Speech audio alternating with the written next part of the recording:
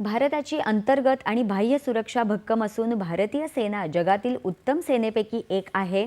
भू, जल, वायू अशा कोणत्याही मार्गाने होणाऱ्या हल्ल्यास प्रतिकार करण्यास सैन्य दल सक्षम आहे, असे गौरवोद्गार मुख्यमंत्री देवेंद्र फडणवीस यांनी काढले. समर्थ भारत सक्षम सेना या प्रेरक संकल्पनेअंतर्गत दक्षिण कमांडच्या वतीने पुण्यात royal western India turf club इथे आयोजित नो यू आर आर्मी मेळाव्याच्या उद्घाटन प्रसंगी ते काल बोलत होते.